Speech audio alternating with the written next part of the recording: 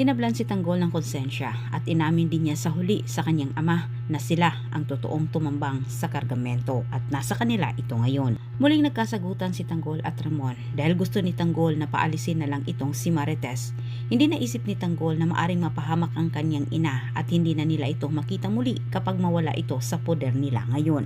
Pero pinaliwanag naman ni Ramon ang gusto niya dito para sa kanyang pamilya, ang buuin umano silang lahat. Bagay na nagulat itong si Tanggol.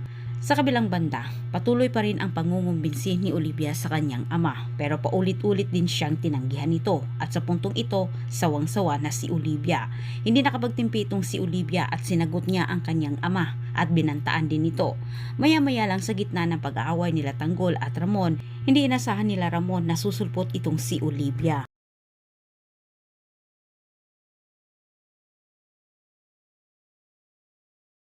Ngunit mahirap para kay Ramon na paniwalaan itong si Olivia, kaya't para mapatunayan ni Olivia na siya'y seryoso, sinabi niya ang buong plano ni Roberto para ilaglag ang buong Montenegro. Sinabi ni Olivia kala Ramon na siya'y tutulungan umano para tumakbo, para siya ang maging protektor ng mga ito dahil wala na umano ang mga girero at tuluyan nang tumiwalag sa kanilang grupo. Sa sobrang galit ni Olivia para sa kanyang ama, kinumbinsin niya sila Ramon na makipagtulungan umano sa kanila.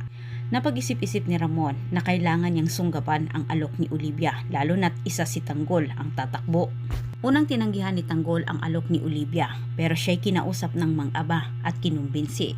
Napagtanto ni Tanggol sa huli na kailangan niyang tanggapin ito bilang kabawian umano sa kanyang pagbigo sa kanyang ama. Samantala, bago pa gawin ang malawakang manhunt kuno nila Roberto, Rigor at Hippie, napaghandaan na nila Tanggol at naialis na ang kanilang kargamento sa nasabing budiga. Walang napala itong si Roberto. Maraming salamat.